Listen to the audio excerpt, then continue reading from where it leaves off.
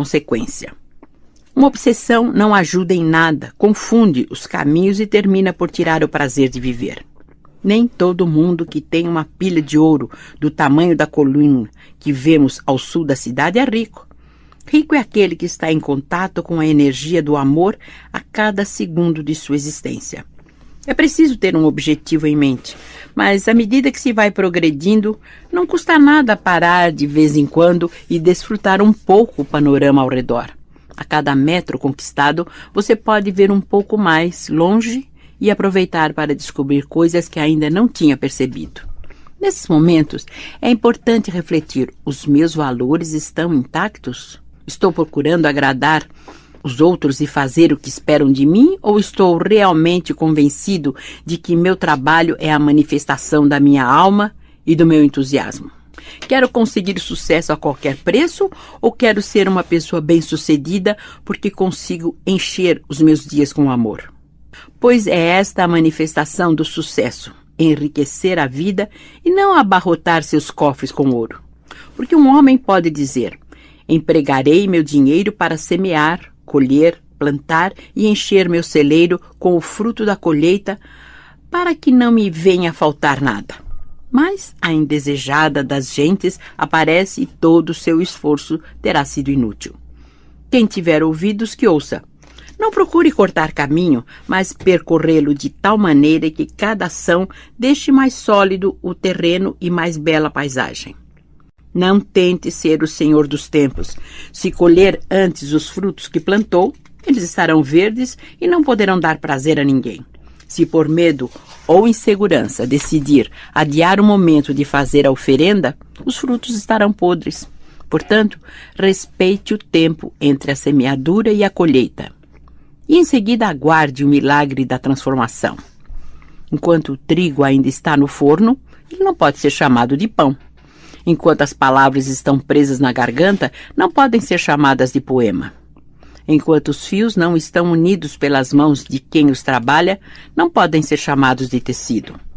Quando chegar o momento de mostrar aos outros sua oferenda, todos ficarão admirados e dirão entre si: eis aí um homem de sucesso, porque todos desejam os frutos de seu trabalho. Ninguém perguntará quanto custou consegui-los, porque aquele que trabalhou com amor faz com que a beleza do que realizou seja tão intensa que nem sequer possa ser percebida com os olhos. Assim como o acrobata voa pelo espaço sem demonstrar qualquer tensão, o sucesso, quando chega, parece coisa mais natural do mundo. Entretanto, se alguém ousasse perguntar, a resposta seria: pensei em desistir, achei que Deus já não me escutava mais, muitas vezes tive que mudar de rumo, e em outras ocasiões abandonei meu caminho, mas apesar de tudo, voltei e segui adiante, porque estava convencido de que não havia outra maneira de viver minha vida. Aprendi que pontes deviam cruzar e que pontes precisava destruir para sempre. Eu sou o poeta, o agricultor, o artista, o soldado, o padre, o comerciante, o vendedor, o professor, o político, o sábio e o que apenas cuida da casa e dos filhos. Vejo que existem muitas pessoas mais célebres que eu e, em muitos casos, essa celebridade é merecida. Em outros casos, é apenas uma manifestação de vaidade ou ambição e não resistirá ao tempo. O que é o sucesso? É poder ir para a cama cada noite com a alma em paz. E Almira, que ainda acreditava que uma força de anjos e arcanjos desceria dos céus para proteger a cidade sagrada, pediu: fale-nos do milagre. E ele respondeu: o que é um milagre? Podemos defini-lo de várias maneiras. Algo que vai contra as leis da natureza, intercessão em momentos de crise profunda, curas e visões, encontros impossíveis, intervenção no momento de enfrentar a indesejada das gentes. Todas essas definições são verdadeiras, mas o milagre vai além disso. É aquilo que, de repente, enche nossos corações de amor. Quando isso acontece, sentimos uma profunda reverência pela graça que Deus nos concedeu. Portanto, Senhor, o milagre nosso de cada dia nos dai hoje. Mesmo que não sejamos capazes de notá-lo, porque nossa mente parece estar concentrada em grandes feitos e conquistas, mesmo que estejamos ocupados demais com o nosso cotidiano para saber como o nosso caminho foi alterado por ele. Que, quando estivermos sós e deprimidos, tenhamos os olhos abertos para a vida que nos cerca. A flor nascendo, as estrelas se movendo nos céus, o canto distante do pássaro ou a voz próxima da criança. Que possamos entender que existem certas coisas tão importantes que é necessário descobri-las sem a ajuda de ninguém. E que nesse momento não nos sintamos desamparados. Estamos sendo acompanhados por vós e estáis prontos a interferir, se nosso pé se aproximar perigosamente do abismo. Que possamos seguir adiante, apesar de todo o medo, e aceitar o inexplicável, apesar de nossa necessidade de tudo explicar e conhecer. Que compreendamos que a força do amor reside em suas contradições e que o amor é preservado porque muda e não porque permanece estável e sem desafios. E que cada vez que virmos o humilde ser exaltado e o arrogante ser humilhado, possamos também ver aí o milagre. Que quando nossas pernas estiverem cansadas, possamos caminhar com a força que existe em nosso coração. Que quando nosso coração estiver cansado, possamos mesmo assim seguir adiante com a força da fé. Que possamos ver em cada grão de areia do deserto a manifestação do milagre da diferença. E isso nos encorajará a nos aceitarmos como somos, porque assim como não existem 2 grãos de areia iguais em todo o mundo, tampouco existem 2 seres humanos que pensem e agem da mesma maneira. Que possamos ter humildade na hora de receber e alegria no momento de dar. Que possamos entender que a sabedoria não está nas respostas que recebemos, mas no mistério das perguntas que enriquecem nossa vida. Que jamais fiquemos presos às coisas que julgamos conhecer, porque, na verdade, pouco sabemos do destino. Mas que isso nos leve a agir de maneira impecável, utilizando 4 virtudes que devem ser conservadas: ousadia, elegância, amor e amizade. Senhor, o milagre nosso de cada dia nos dai hoje. Assim como vários caminhos levam ao topo da montanha, existem muitos caminhos para que possamos atingir nosso objetivo. Que possamos reconhecer o único que merece ser percorrido, aquele onde o amor se manifesta.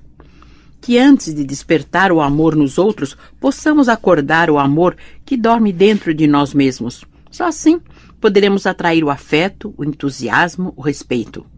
Que saibamos distinguir entre as lutas que são nossas, as lutas para as quais estamos sendo empurrados contra a nossa vontade, e as lutas que não podemos evitar porque o destino as colocou em nosso caminho. Que nossos olhos se abram e possamos ver que nunca vivemos 2 dias iguais. Cada um trouxe um milagre diferente que fez com que continuássemos respirando, sonhando e caminhando debaixo do sol. Que nossos ouvidos também se abram para escutar as palavras certas que surgem de repente da boca de nossos semelhantes. Embora não tenhamos pedido nenhum conselho e nenhum deles saiba o que se passa em nossa alma naquele momento. E que quando abrirmos a boca, possamos não apenas falar a língua dos homens, mas também a língua dos anjos, dizer: os milagres não são coisas que ocorrem contra as leis da natureza. Nós pensamos dessa maneira porque, na verdade, não conhecemos as leis da natureza. E que no momento em que conseguirmos isso, possamos então abaixar a cabeça em respeito, dizendo: eu estava cego e consegui ver. Eu estava mudo e consegui falar. Eu estava surdo e consegui ouvir. Porque as maravilhas de Deus se operam dentro de mim e tudo que eu julgava perdido retornou. Porque assim operam os milagres. Eles rasgam os véus e mudam tudo, mas não nos deixam enxergar o que existe além dos véus. Eles nos fazem escapar ilesos do vale das sombras e da morte, mas não dizem por que caminho nos conduziram até as montanhas de alegria e luz.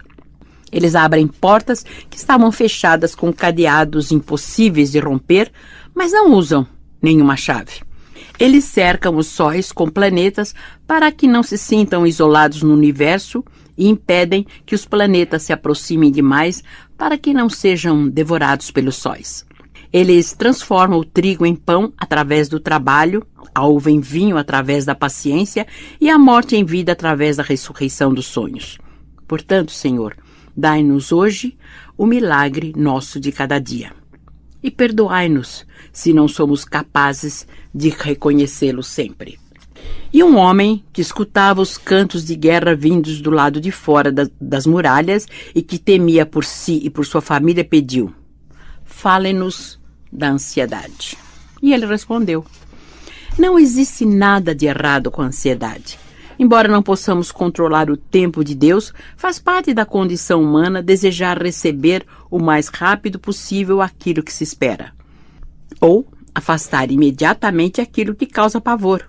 Isso acontece desde nossa infância até o momento em que nos tornamos indiferentes à vida. Quando estamos intensamente conectados com o momento presente, sempre esperamos ansiosamente alguém ou alguma coisa. Como dizer a um coração apaixonado que fique tranquilo, contemplando os milagres da criação em silêncio, livre das tensões, dos medos e das perguntas sem resposta? A ansiedade faz parte do amor e não deve ser culpada por isso. Como dizer a alguém que investiu sua vida e seus bens em um sonho e não consegue ver os resultados que não fique preocupado? Embora o agricultor não possa acelerar a marcha das estações para recolher os frutos do que plantou, ele espera impaciente a chegada do outono e da colheita. Como pedir a um guerreiro que não fique ansioso antes de um combate? Ele treinou a exaustão para aquele momento, deu o melhor de si, julga estar preparado, mas teme que os resultados estejam além de todo o esforço que fez. Portanto, a ansiedade nasce com o homem e, como jamais poderemos dominá-la, teremos que aprender a conviver com ela, assim como o homem aprendeu a conviver com as tempestades. Entretanto, para aqueles que não conseguem aprender essa convivência, a vida está fadada a ser um pesadelo. O que deveriam agradecer todas as horas que completam um dia transforma-se em maldição. Querem que o tempo passe mais rápido, sem entender direito que isso também os está levando mais rápido ao encontro da indesejada das gentes. E o que é pior, para tentar afastar a ansiedade, procuram coisas que os deixam mais ansiosos ainda. A mãe, enquanto espera o filho retornar à casa, começa a imaginar o pior. A minha amada é minha e eu sou dela. Quando partiu, procurei-a pelas ruas da cidade e não a encontrei. E a cada esquina que passo e a cada pessoa que pergunto e não consigo notícias, deixo que a ansiedade normal do amor se transforme em desespero. O trabalhador, enquanto aguarda o fruto de seu trabalho, procura se ocupar com outras tarefas e cada uma delas irá lhe trazer mais momentos de espera. Pouco tempo depois, a ansiedade de um se transformou na ansiedade de muitos e já não consegue olhar nem o céu, nem as estrelas, nem as crianças brincando. E tanto a mãe, como o amado, como o trabalhador, deixam de viver suas vidas e passam a apenas esperar o pior, acompanhar os boatos, reclamar que o dia não termina nunca. Tornam-se agressivos com os amigos, a família, os empregados, alimentam-se mal, comendo muito ou não conseguindo ingerir nada, e de noite colocam a cabeça no travesseiro, mas não conseguem dormir. É quando a ansiedade tece um véu em que nada mais pode ser visto com os olhos do corpo, apenas com os olhos da alma. E os olhos da alma estão turvos porque não descansam. Nesse momento se instala um dos piores inimigos do ser humano, a obsessão. A obsessão chega e diz: o seu destino a partir de agora me pertence. Farei com que procure por coisas que não existem. A sua alegria de viver também me pertence, porque seu coração não terá mais paz, já que estou expulsando o entusiasmo e ocupando seu lugar. Deixarei que o medo se espalhe pelo mundo e você estará sempre apavorado, sem saber por quê. Não precisa saber. O que precisa é ficar apavorado e assim alimentar cada vez mais o medo. O seu trabalho, que antes era uma oferenda, foi possuído por mim. Os outros dirão que você serve de exemplo porque se esforça além do limite e você sorrirá de volta e agradecerá o cumprimento. Mas no seu coração, eu estarei dizendo que o seu trabalho agora é meu e servirá para afastá-lo de tudo e de todos, de seus amigos, de seu filho, de você mesmo. Trabalhe mais para que não consiga pensar. Trabalhe além da conta para que deixe de viver por completo. O seu amor, que antes era a manifestação da energia divina, também me pertence. E aquela pessoa que você ama não poderá se afastar um momento sequer, porque eu estou na sua alma dizendo, cuidado, ela pode ir embora e não voltar. O seu filho, que antes deveria seguir o próprio caminho no mundo, agora passará a ser meu. Assim, farei com que você o cerque de cuidados desnecessários, que mate seu gosto pela aventura e pelo risco, que o faça sofrer cada vez que ele o desagrade e o deixe com um sentimento de culpa porque não correspondeu a tudo que você esperava dele.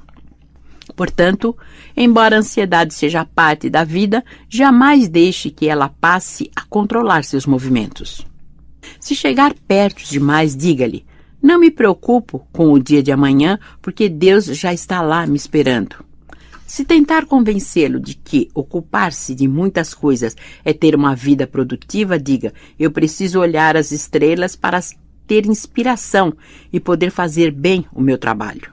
Se o ameaçar com o fantasma da fome, diga, nem só de pão vive o homem, mas também da palavra que vem dos céus. Se ela lhe disser que seu amor talvez não volte, diga, a minha amada é minha e eu sou dela. Nesse momento, ela está apacentando os rebanhos entre os rios e eu posso escutar seu canto, mesmo à distância. Quando voltar para perto de mim, estará cansada e feliz e eu lhe darei de comer e velarei seu sono. Se ela lhe disser que seu filho não respeita o amor que lhe foi dedicado, responda, o excesso de cautela destrói a alma e o coração, porque viver é um ato de coragem. E um ato de coragem é sempre um ato de amor. Assim, você manterá a ansiedade à distância. Ela não desaparecerá nunca, mas a grande sabedoria da vida é entender que podemos ser os senhores daquelas coisas que pretendiam nos escravizar. E um jovem pediu, fale-nos do que o futuro nos reserva. E ele respondeu, todos sabemos o que nos espera no futuro, a indesejada das gentes, que pode chegar a qualquer hora, sem aviso e dizer, vamos, você precisa me acompanhar. E por mais que não tenhamos vontade, tampouco temos escolha. Nesse momento, a nossa maior alegria ou a nossa maior tristeza será olhar o passado. E responder à pergunta, será que amei o bastante? Ame. Não falo aqui apenas do amor por outra pessoa. Amar significa estar disponível para os milagres, para as vitórias e derrotas, para tudo o que acontece durante cada dia que nos foi concedido caminhar sobre a face da terra. Nossa alma é governada por 4 forças invisíveis: amor, morte, poder e tempo. É necessário amar, porque somos amados por Deus. É necessário ter a consciência da indesejada das gentes para entender bem a vida. É necessário lutar para crescer, mas sem cair na armadilha do poder que conseguimos com isso, porque sabemos que ele não vale nada. Finalmente, é necessário aceitar que nossa alma, embora seja eterna, está nesse momento presa na teia do tempo, com suas oportunidades e limitações. O nosso sonho, o desejo que está em nossa alma não veio do nada. Alguém o colocou ali. E este alguém, que é puro amor e quer apenas a nossa felicidade, só fez isso porque nos deu, junto com o desejo, as ferramentas para realizá-lo. Ao atravessar um período difícil, lembre-se, mesmo que tenha perdido grandes batalhas, você sobreviveu e está aqui. Isto é uma vitória. Demonstre sua alegria, celebrando sua capacidade de seguir adiante. Derrame generosamente seu amor pelos campos e pastagens, pelas ruas da cidade grande e pelas dunas do deserto. Mostre que se importa com os pobres, porque eles estão ali para que você possa manifestar a virtude da caridade. E também que se importa com os ricos, que desconfiam de tudo e de todos, mantêm seus celeiros abarrotados e seus cofres cheios, mas apesar de tudo isso não conseguem afastar a solidão. Jamais perca uma oportunidade de demonstrar seu amor, sobretudo àqueles que estão próximos, porque é com eles que somos mais cautelosos, com medo de sermos feridos. Ame, porque você será o primeiro a se beneficiar com isso.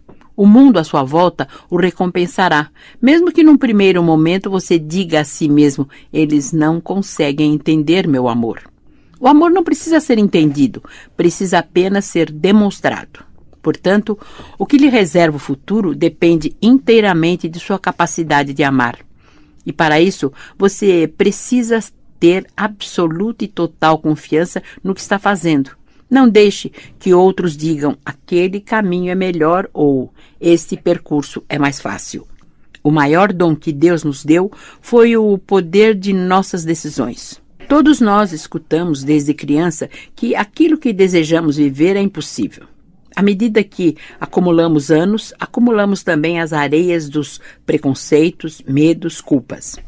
Livre-se disso. Não amanhã, nem hoje à noite, mas nesse momento. Já disse aqui, muitos de nós achamos que estamos ferindo as pessoas que amamos quando deixamos tudo para trás em nome dos sonhos. Mas aqueles que realmente nos desejam o bem estão torcendo para nos ver felizes.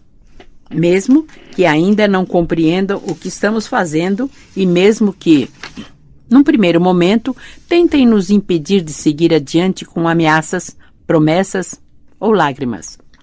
A aventura dos dias que virão precisa estar cheia de romantismo, porque o mundo necessita disso. Portanto, quando estiver montado em seu cavalo, sinta o vento no rosto e se alegre com a sensação de liberdade. Mas não esqueça que você tem uma longa viagem pela frente. Se entregar-se demais ao romantismo, poderá cair. Se não parar para que ambos descansem, o cavalo poderá morrer de sede ou de cansaço. Escute o vento, mas não esqueça o cavalo.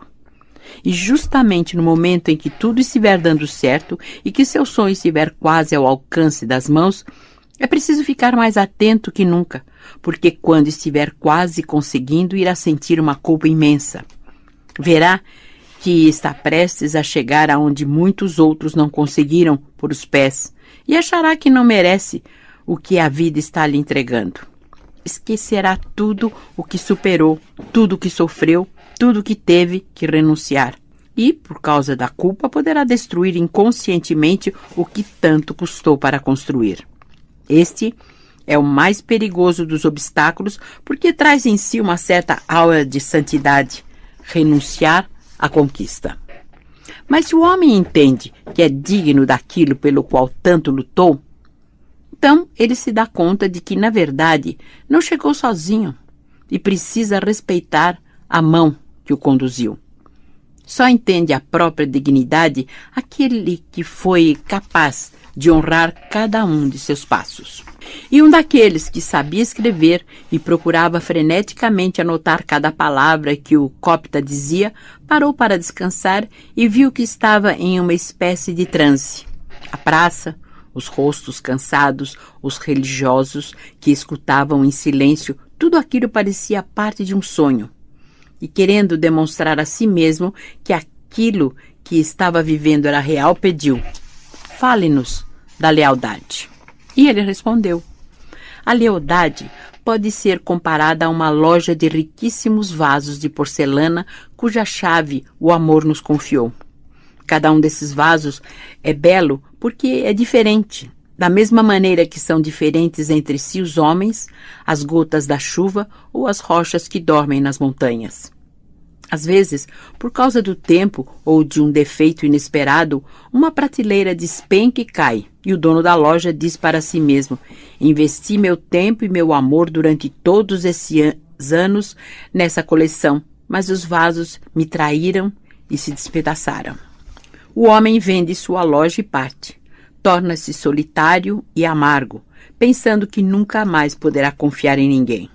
É verdade que existem vasos que quebram, o pacto de lealdade foi destruído, Nesse caso, melhor varrer os cacos e colocá-los na lata de lixo, porque o que rompeu jamais voltará a ser como era. Mas a prateleira outras vezes despenca por causa de coisas que estão além dos desígnios humanos. Pode ser um terremoto, uma invasão inimiga, um descuido de quem entrou na loja sem olhar direito para os lados. Homens e mulheres culpam uns aos outros pelo desastre. Dizem, alguém precisava ter visto que isso ia acontecer. Ou então, se eu fosse responsável, esses problemas teriam sido evitados. Nada mais falso. Todos nós estamos presos nas areias do tempo e não temos nenhum controle sobre isso. O tempo passa, aquela prateleira que se rompeu é consertada. Outros vasos que lutavam para encontrar seu lugar no mundo são colocados ali. O novo dono da loja, entendendo que tudo é passageiro, sorri e diz para si mesmo: a tragédia me deu uma oportunidade e procurarei aproveitá-la. Descobrirei obras de arte que nunca pensei que existiam. A beleza de uma loja de vasos de porcelana está no fato de que cada peça é única, mas quando colocadas lado a lado, mostram harmonia e refletem juntas o suor do oleiro e a arte do pintor. Cada obra de arte ali não pode dizer: quero ficar em lugar de destaque e sairei daqui. Porque no momento em que tentar fazer isso, se transformará em um monte de peças quebradas, sem nenhum valor. Assim são os vasos, e assim são os homens, e assim são as mulheres. E assim são as tribos, e assim são os navios, e assim são as árvores e estrelas. Quando entendermos isso, poderemos sentar no fim da tarde ao lado do nosso vizinho, escutar com respeito o que ele tem a dizer e dizer o que ele precisa escutar. E nenhum dos dois tentará impor suas ideias ao outro. Além das montanhas que separam as tribos, além da distância que separa os corpos, existe a comunidade dos espíritos. Fazemos parte dela e ali não existem ruas povoadas de palavras inúteis, mas grandes avenidas que unem o que está distante, embora de vez em quando precisem ser reparadas por causa dos danos que o tempo causou. Assim, o amante que retorna jamais será olhado com desconfiança, porque a lealdade acompanhou seus passos. E o homem, que ontem era visto como inimigo porque havia uma guerra, hoje poderá voltar a ser visto como amigo, porque a guerra acabou e a vida continua. O filho que partiu retornará no devido tempo e voltará rico com as experiências que adquiriu no caminho. O pai o receberá de braços abertos e dirá a seus servos: trazei depressa a melhor roupa e vestiu com ela. Ponde um anel na mão e alparcas dos pés, porque esse meu filho estava morto e reviveu, tinha se perdido e foi achado. E um homem que tinha a fronte marcada pelo tempo e o corpo cheio de cicatrizes que contavam as histórias dos combates de que participou, pediu: fale-nos das armas que precisamos usar quando tudo estiver perdido. E ele respondeu: quando existe lealdade, as armas são inúteis, porque todas as armas são instrumentos do mal, não sendo instrumentos do sábio. A lealdade é baseada no respeito e o respeito é fruto do amor. O amor que afugenta os demônios da imaginação, que desconfiam de tudo e de todos e que devolve a pureza aos olhos. Um sábio, quando deseja enfraquecer alguém, primeiro faz com que a pessoa acredite que é forte. Assim ela desafiará alguém ainda mais forte caindo na armadilha e sendo destruída.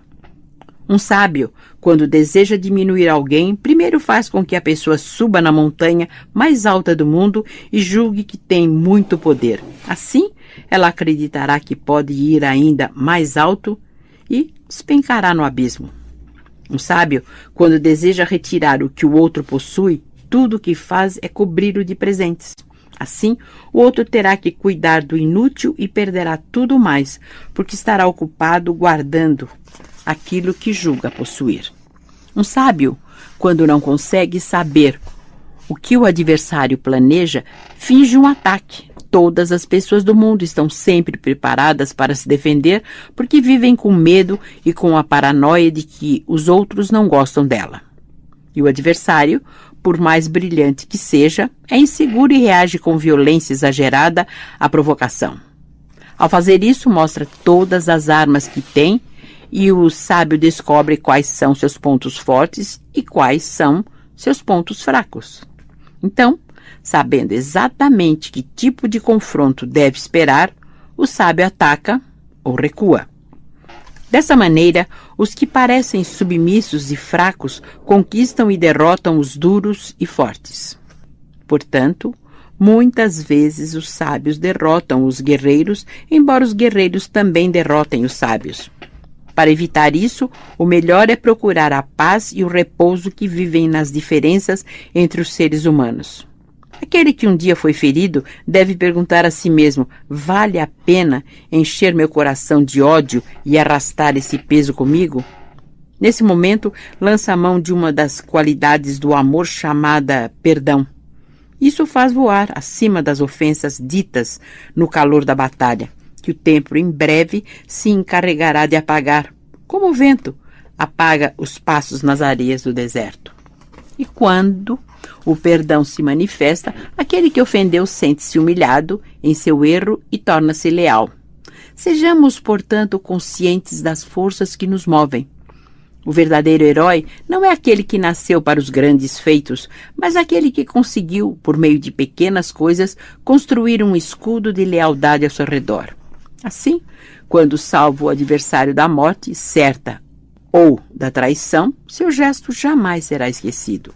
O verdadeiro amante não é aquele que diz: você precisa estar ao meu lado e eu preciso cuidar de você, porque somos leais um ao outro. Mas aquele que entende que a lealdade só pode ser demonstrada quando a liberdade está presente. E sem medo da traição, aceita e respeita o sonho do outro, confiando na força maior do amor. O verdadeiro amigo não é aquele que diz: você me feriu hoje e eu estou triste. Ele diz: você me feriu hoje por razões que desconheço e que talvez até mesmo você desconheça, mas amanhã sei que poderei contar com sua ajuda e não vou ficar triste com isso. E o amigo responde: você é leal porque disse o que sentia. Nada pior do que aqueles que confundem lealdade com aceitação de todos os erros. A mais destruidora das armas não é a lança ou o canhão que podem ferir o corpo e destruir a muralha. A mais terrível de todas as armas é a palavra, que arruína uma vida sem deixar vestígios de sangue e cujas feridas jamais cicatrizam. Sejamos, portanto, senhores de nossa língua, para não sermos escravos de nossas palavras. Mesmo que elas sejam usadas contra nós, não entremos em um combate que jamais terá um vencedor.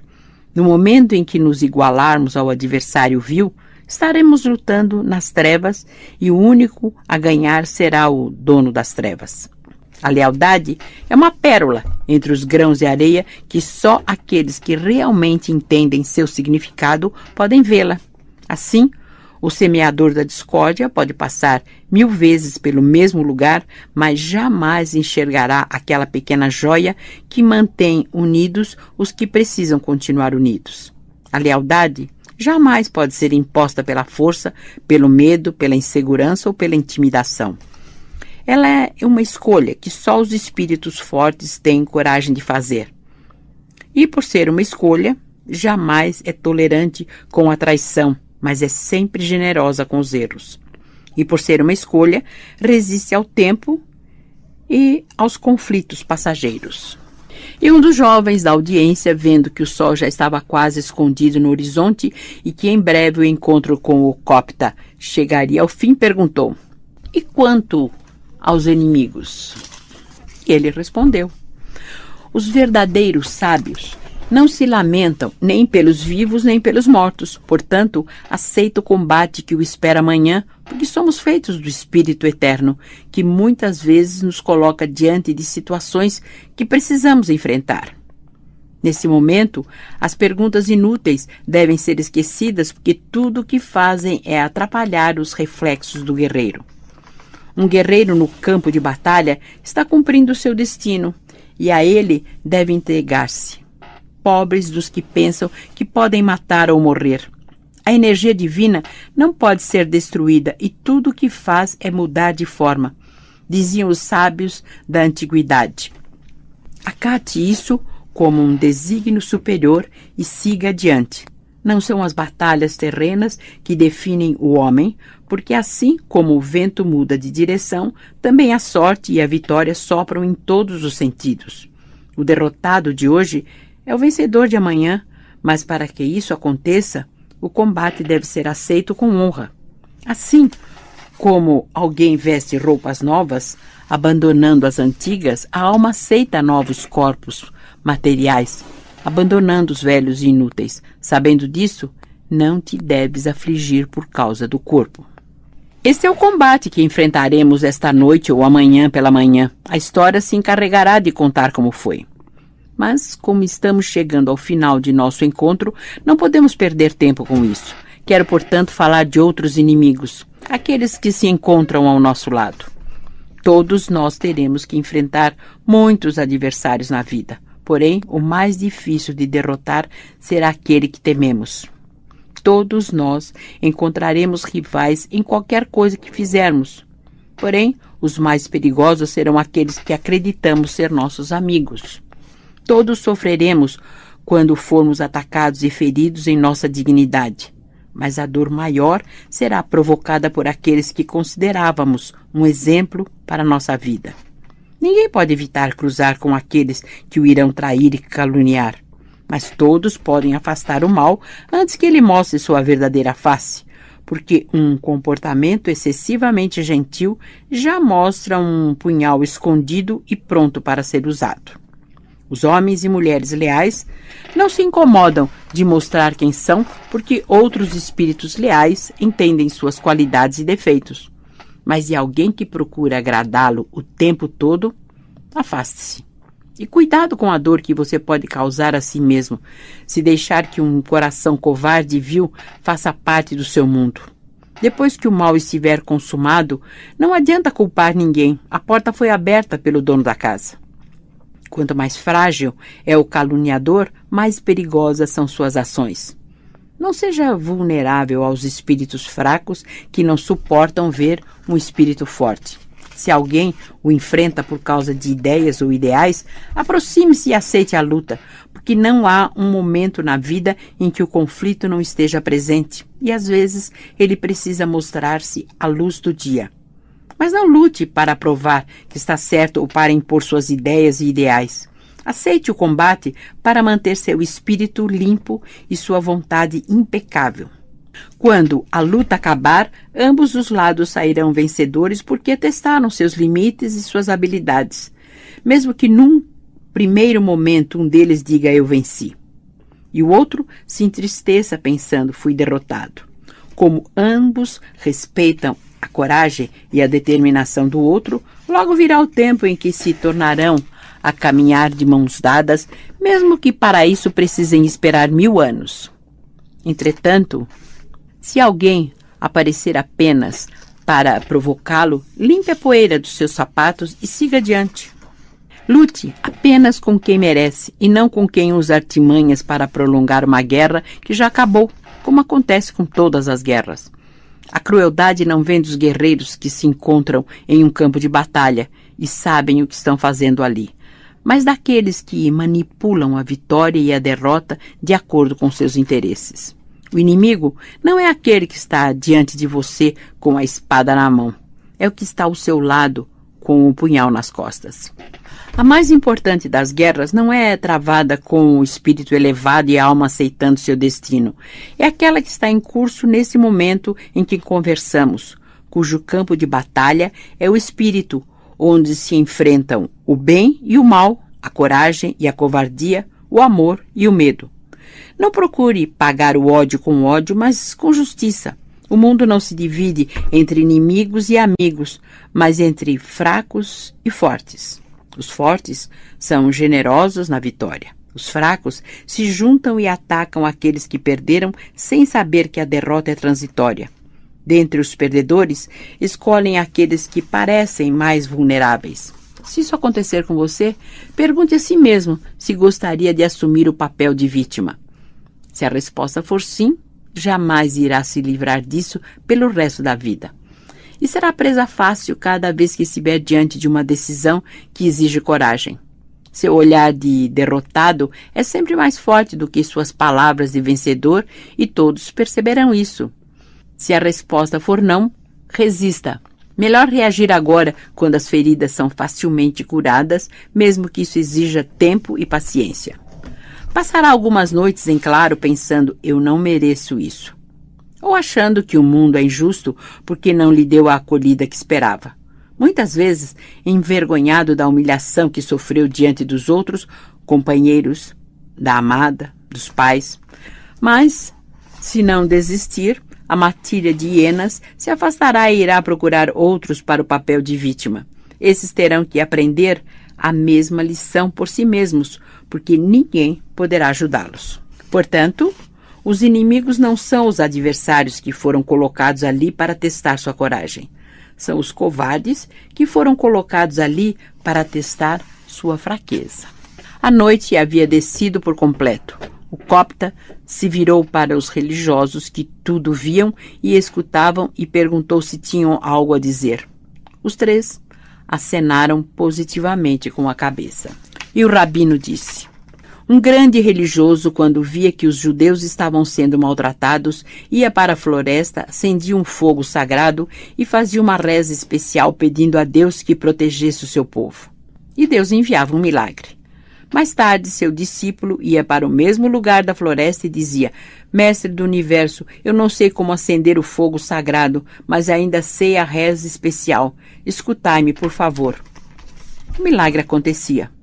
Mais uma geração se passou e outro rabino, quando via as perseguições ao seu povo, ia para a floresta dizendo: Eu não sei acender o fogo sagrado, nem conheço a prece especial, mas ainda me lembro do lugar. Ajudai-nos, Senhor. E o Senhor ajudava.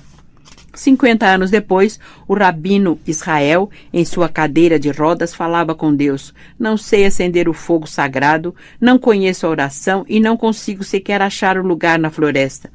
Tudo o que posso fazer é contar essa história, esperando que Deus me escute. E mais uma vez o milagre acontecia. Vão, portanto, e contem a história desta tarde. E o imã, que estava a cargo da mesquita de Al-Aqsa, depois de esperar respeitosamente que seu amigo rabino terminasse de falar, começou. Um homem bateu à porta do amigo beduíno para lhe pedir um favor. Quero que me empreste 4.000 dinares, porque preciso pagar um débito. É possível? O amigo pediu que a mulher juntasse tudo que tinham de valor, mas mesmo assim não era suficiente. Foi necessário sair e solicitar dinheiro aos vizinhos até que conseguiram a quantia necessária. Quando o homem foi embora, a mulher notou que o marido estava chorando. Por que está triste? Agora que nos endividamos com nossos vizinhos, você tem medo de que não sejamos capazes de pagar o débito? Nada disso. Choro porque esse é um amigo que quero muito e, apesar disso, eu não sabia como estava. Só me lembrei dele quando precisou bater à minha porta para pedir dinheiro emprestado. Vão, portanto, e contem a todos os que ouviram esta tarde, de modo que possamos ajudar nosso irmão antes mesmo que ele precise. E assim que o imã terminou de falar, o sacerdote cristão começou. Eis que saiu o semeador a semear. E aconteceu de uma parte da semente cair junto do caminho, e vieram as aves do céu e a comeram. E outra caiu sobre pedregais, onde não havia muita terra, e nasceu logo, porque não tinha terra profunda. Mas saindo o sol, queimou-se, e porque não tinha raiz, secou-se. E outra caiu entre espinhos, e crescendo os espinhos, a sufocaram e não deu fruto. E outra caiu em boa terra e deu fruto, que vingou e cresceu, e um produziu 30, outro 60 e outro 100. Portanto, espalhem suas sementes em todos os lugares que visitarem, porque não sabemos aquelas que irão florescer para iluminar a próxima geração. A noite agora cobria a cidade de Jerusalém e o copta pediu a todos que voltassem às suas casas e anotassem tudo que tinham ouvido, e a aqueles que não sabiam escrever que procurassem se lembrar de suas palavras. Mas antes que a multidão partisse, disse ainda: Não pensem que estou lhes entregando um filho de Sir Walter Wilkinson no Natal de 1982 em Porthmadog, no país de Gales, Reino Unido. Lembro-me de que, na época, ele mencionou o manuscrito encontrado pelo pai, mas nenhum de nós deu muita importância ao assunto. Mantivemos uma relação cordial ao longo de todos esses anos e tive a oportunidade de vê-lo pelo menos outras 2 vezes quando visitei o país para a promoção de meus livros.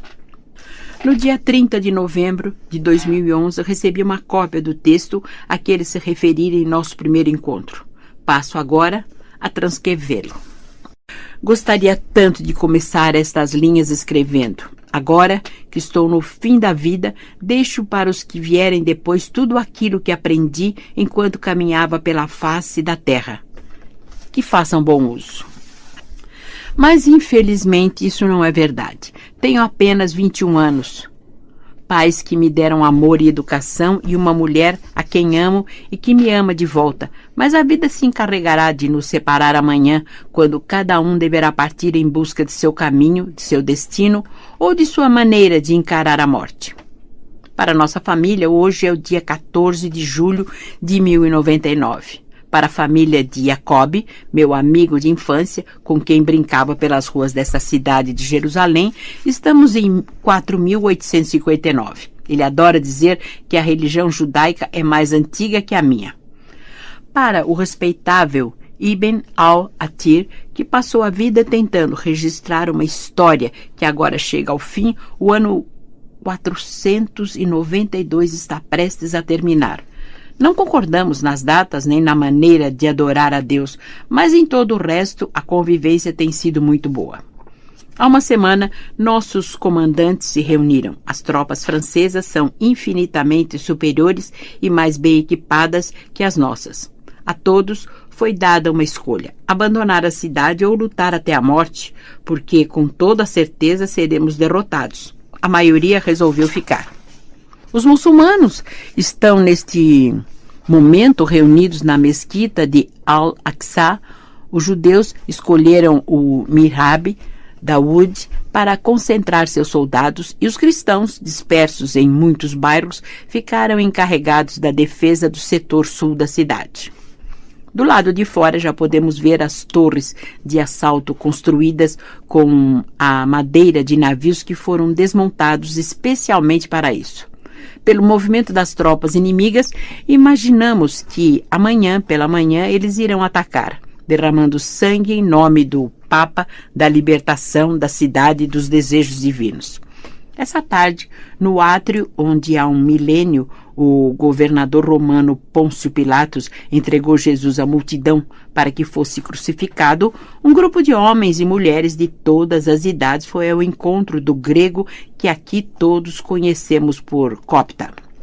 O copta é um tipo estranho. Resolveu deixar sua cidade natal de Atenas, ainda adolescente, em busca de dinheiro e aventura. Terminou batendo as portas da nossa cidade, quase morto de fome. Foi bem acolhido. Pouco a pouco abandonou a ideia de continuar sua viagem e resolveu instalar-se aqui.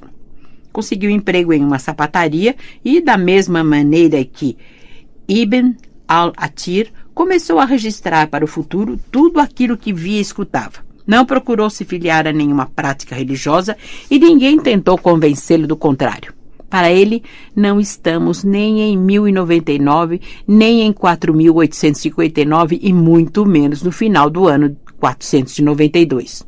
Tudo em que o copta acredita é no momento presente e no que chama de Moira, o Deus desconhecido, a energia divina, responsável por uma lei única que jamais pode ser transgredida ou o mundo desaparecerá. Ao lado do copta estavam os patriarcas das 3 religiões que se instalaram em Jerusalém. Nenhum governante apareceu enquanto durou a conversa. Preocupados que estavam com os últimos preparativos para a resistência, que acreditamos ser completamente inútil. Há muitos séculos, um homem foi julgado e condenado nesta praça. Começou o grego. Na rua que segue pela direita, enquanto caminhava em direção à morte, ele passou por um grupo de mulheres. Ao ver que choravam, disse: "Não chorem por mim, chorem por Jerusalém. profetizava o que está acontecendo agora. A partir de amanhã, o que era harmonia se transformará em discórdia. O que era alegria será substituído pelo luto. O que era paz dará lugar a uma guerra que se estenderá por um futuro tão distante que não conseguimos sequer sonhar com seu fim. Ninguém disse nada, porque nenhum de nós sabia exatamente o que estava fazendo ali. Seríamos obrigados a ouvir mais um sermão sobre os invasores que chamavam a si mesmos de cruzados. O copta saboreou um pouco a confusão que se instalou entre nós e, depois de um longo silêncio, resolveu explicar. Podem destruir a cidade, mas não podem acabar com tudo aquilo que ela nos ensinou. Por isso, é preciso que esse conhecimento não tenha mesmo destino que nossas muralhas, casas e ruas. Mas o que é o conhecimento? Como ninguém respondeu, ele continuou. Não é a verdade absoluta sobre a vida e a morte, mas aquilo que nos ajuda a viver e enfrentar os desafios da vida diária. Não é a erudição dos livros, que serve apenas para alimentar discussões inúteis sobre o que aconteceu ou acontecerá, mas a sabedoria que reside no coração de homens e mulheres de boa vontade. Copta disse, eu sou um erudito e, embora tenha passado todos esses anos recuperando antiguidades, classificando objetos, anotando datas e discutindo política, não sei exatamente o que dizer. Mas nesse momento peço à energia divina que purifique meu coração. Vocês me farão as perguntas e eu as responderei. Na Grécia Antiga era assim que os mestres aprendiam. Quando seus discípulos os questionavam sobre algo em que nunca haviam pensado antes, mas que eram obrigados a responder. E o que faremos com as respostas? Perguntou alguém. Alguns escreverão o que digo, outros se lembrarão das palavras, mas o importante é que hoje à noite vocês partam para os 4 cantos do mundo, espalhando o que ouviram. Assim, a alma de Jerusalém estará preservada. E um dia poderemos reconstruí-la, não apenas como uma cidade, mas como lugar para onde novamente a sabedoria haverá de convergir e onde a paz tornará a reinar. Todos nós sabemos o que nos espera amanhã, disse outro homem. Não seria melhor discutirmos como negociar a paz ou nos prepararmos para o combate? O copta olhou para os religiosos que estavam no seu lado e em seguida voltou-se para a multidão. Ninguém sabe o que nos reserva o amanhã, porque a cada dia basta o seu mal ou o seu bem. Portanto, ao perguntarem o que desejam saber, esqueçam as tropas do lado de fora e o medo do lado de dentro. Nosso legado não será dizer àqueles que herdarão a terra o que aconteceu na data de hoje. Isso a história se encarregará de fazer. Falaremos, portanto, de nossa vida cotidiana, das dificuldades que fomos obrigados a enfrentar. Só isso interessa ao futuro, porque não creio que muita coisa mudará nos próximos 1000 anos. Então, meu vizinho Jacob pediu, falem-nos sobre a derrota. Pode uma folha, quando cai da árvore no inverno, sentir-se derrotada pelo frio? A árvore diz para a folha, este é o ciclo da vida. Embora você pense que irá morrer, na verdade ainda continua em mim. Graças a você estou viva, porque pude respirar. Também graças a você senti-me amada, porque pude dar sombra ao viajante cansado. Sua seiva está na minha seiva. Somos uma coisa só. Pode um homem que se preparou durante anos para subir a montanha mais alta do mundo sentir-se derrotado quando chega diante do monte e descobre que a natureza o cobriu com uma tempestade? O homem diz para a montanha, você não me quer agora, mas o tempo vai mudar e um dia poderei subir até seu topo. Enquanto isso, você continua aí me esperando. Pode um jovem, quando é rejeitado por seu primeiro amor, afirmar que o amor não existe? O jovem diz para si mesmo, encontrarei alguém capaz de entender o que sinto e serei feliz pelo resto de meus dias. Não existe nem vitória nem derrota no ciclo da natureza. Existe movimento. O inverno luta para reinar soberano, mas no final é obrigado a sonhar. Seu lema é, não deseje nada e nunca sofrerá.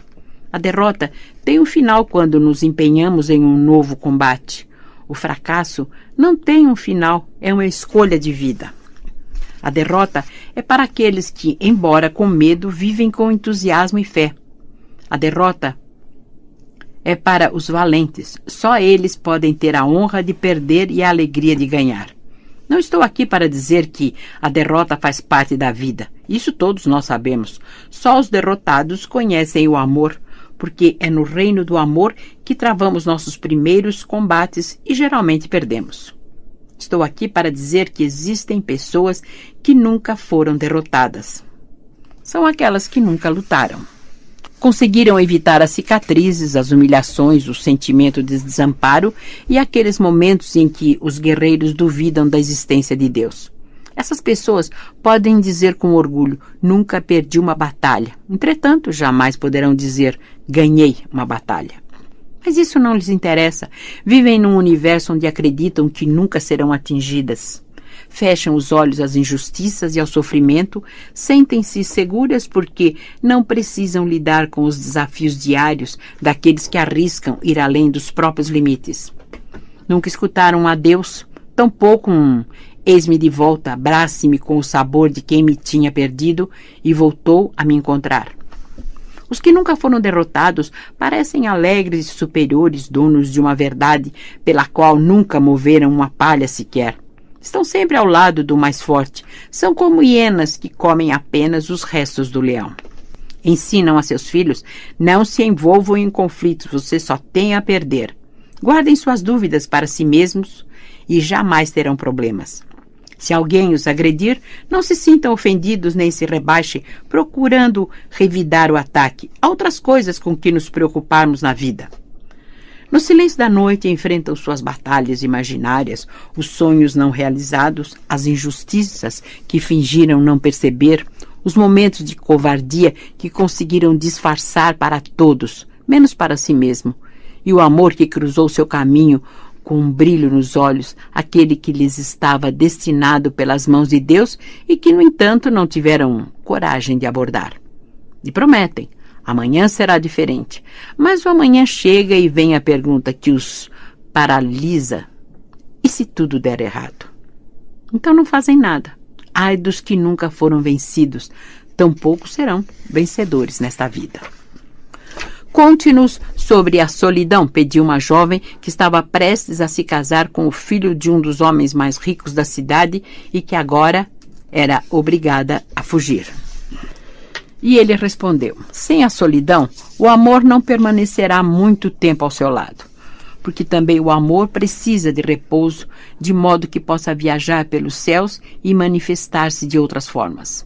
Sem a solidão, nenhuma planta ou animal sobrevive, nenhuma terra é produtiva por muito tempo, nenhuma criança pode aprender sobre a vida, nenhum artista consegue criar, nenhum trabalho pode crescer e se transformar.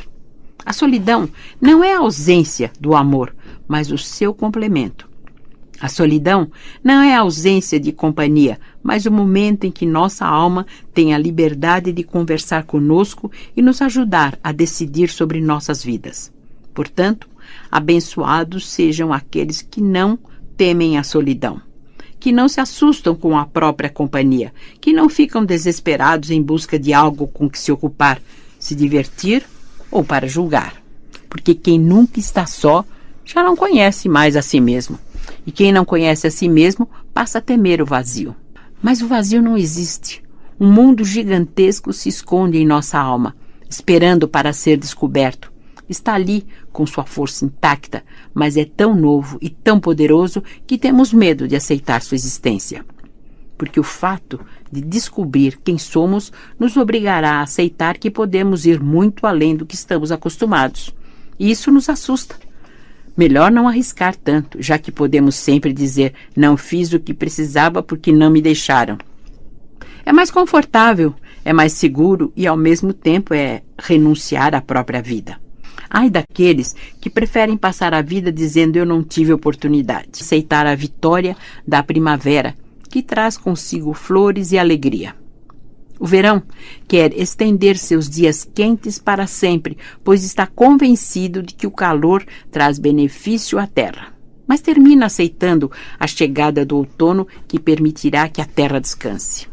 A gazela come as ervas e é devorada pelo leão. Não se trata de quem é o mais forte, mas de como Deus nos mostra o ciclo da morte e da ressurreição.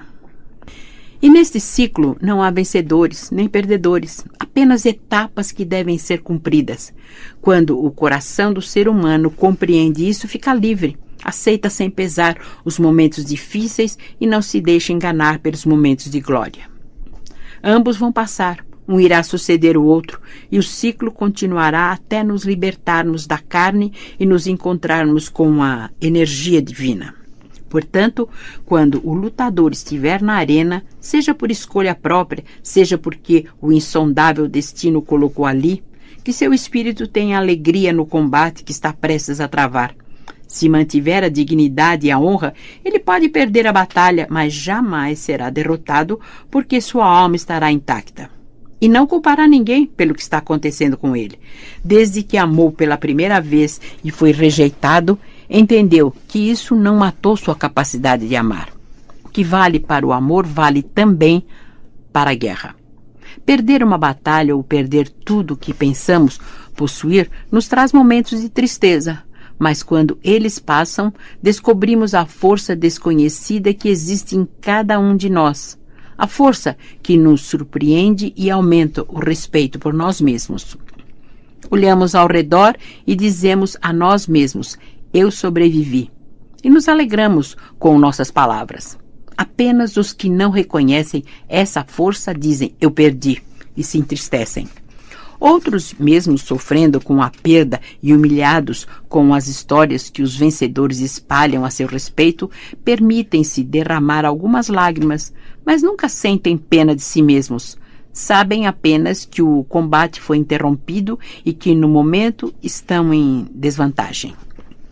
Escutam as batidas de seu coração, reparam que estão tensos, que têm medo, fazem um balanço de sua vida e descobrem que, apesar do terror que sentem, a fé continua incendiando sua alma e os empurrando para a frente.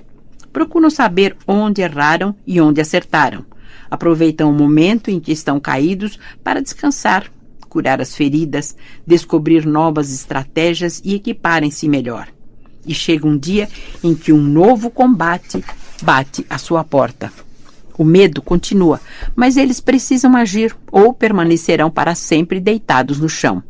Levantam-se e encaram o adversário, lembrando-se do sofrimento que viveram e que não querem viver mais. A derrota anterior os obriga a vencer desta vez, já que não querem passar novamente pelas mesmas dores. E se a vitória não for dessa vez, será na próxima, e se não for na próxima, será mais adiante. O pior não é cair, é ficar preso no chão. Só é derrotado quem desiste, todos os outros são vitoriosos. E chegará o dia em que os momentos difíceis serão apenas histórias que contarão orgulhosos para aqueles que quiserem escutar, e todos os ouvirão com respeito e aprenderão 3 coisas importantes: a ter paciência para esperar o momento certo de agir, sabedoria para não deixar a próxima oportunidade escapar e orgulho de suas cicatrizes. As cicatrizes são medalhas gravadas com ferro e com fogo na carne e deixarão seus inimigos assustados ao demonstrar que a pessoa diante deles tem muita experiência de combate. Muitas vezes, isso os levará a buscar o diálogo e evitará o conflito. As cicatrizes falam mais alto do que a lâmina da espada que as causou. Descreva os derrotados, pediu um mercador quando notou que o copta havia acabado de falar. E ele respondeu: os derrotados são aqueles que não fracassam. A derrota nos faz perder uma batalha ou uma guerra. O fracasso não nos deixa lutar. A derrota vem quando não conseguimos algo que queremos muito. O fracasso não nos permite. Em dezembro de 1945, 2 irmãos que buscavam um lugar de descanso encontraram uma urna cheia de papiros numa caverna na região de Anha, Dom, no Alto Egito. Em vez de avisarem as autoridades locais, como exigia a lei, resolveram vendê-los por pouco a pouco no mercado de antiguidades, evitando desta maneira chamar a atenção do governo. A mãe dos rapazes, temendo a influência de energias negativas, queimou vários dos papiros recém-descobertos. No ano seguinte, por razões que a história não registrou, os irmãos brigaram entre si. Atribuindo o fato às tais energias negativas, a mãe entregou os manuscritos a um sacerdote que vendeu um deles para o Museu Copta do Cairo. Ali, os pergaminhos ganharam o nome que tem até hoje, Manuscritos de Nag Hammadi, uma referência à cidade mais próxima das cavernas onde foram achados. Um dos peritos do museu, o historiador religioso Jean Dorresse, entendeu a importância da descoberta citando-a pela primeira vez em uma publicação de 1948. Os outros pergaminhos começaram a aparecer no mercado negro em pouco tempo. O governo egípcio se deu conta da importância da descoberta e tentou impedir que os manuscritos saíssem do país. Logo depois da Revolução de 1952, a maior parte do material foi entregue ao Museu Copta do Cairo e declarado Patrimônio Nacional. Apenas um texto escapou ao cerco, aparecendo em um antiquário belga. Houve inúteis tentativas de vendê-lo em Nova York e Paris, até que foi finalmente adquirido pelo Instituto Carl Jung em 1951. Com a morte do famoso psicanalista, o pergaminho, agora conhecido como Codex Jung, retornou ao Cairo, onde hoje estão reunidos cerca de 1000 páginas e fragmentos dos manuscritos de Nag Hammadi. Os papiros encontrados são traduções gregas de escritos produzidos entre o final do primeiro século da era cristã e o ano 180 d.C., e constituem um corpo de textos também conhecido como Evangelhos Apócrifos, já que não se encontram na Bíblia tal qual a conhecemos hoje. Por que razão? No ano 170 d.C., um grupo de bispos reuniu-se para definir quais textos fariam parte do Novo Testamento. O critério foi simples. Deveria ser incluído tudo aquilo que pudesse combater as heresias e divisões doutrinárias da época. Foram selecionados os atuais evangelhos, as cartas e tudo que tinha uma certa coerência, digamos, com a ideia central do que julgavam ser o cristianismo. A referência ao encontro de bispos e a lista de livros aceitos estão no desconhecido Cânone Muratori. Os outros livros, como os encontrados em Nag Hammadi, ficaram de fora por apresentarem textos de mulheres como o Evangelho de Maria Madalena ou por revelarem um Jesus consciente de sua missão divina, o que tornaria sua passagem pela morte menos sofrida e dolorosa. Em 1974, um arqueólogo inglês, Sir Walter Wilkinson, descobriu perto de Nag Hammadi um outro manuscrito, desta vez em 3 línguas, árabe, hebreu e latim. Conhecedor das regras que protegiam os achados na região, encaminhou o texto ao Departamento de Antiguidades do Museu do Cairo.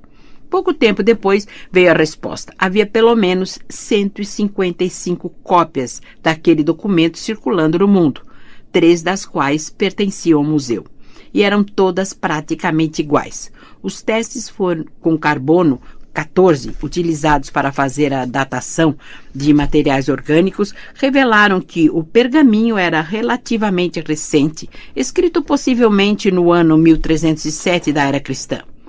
Não foi difícil traçar sua origem até a cidade de Acre, fora do território egípcio. Portanto, não havia qualquer restrição à sua saída do país e Sir Wilkinson recebeu permissão por escrito do governo do Egito, referência 1901-317-IFP-75, datada de 23 de novembro de 1974, para levá-lo à Inglaterra. Conheci o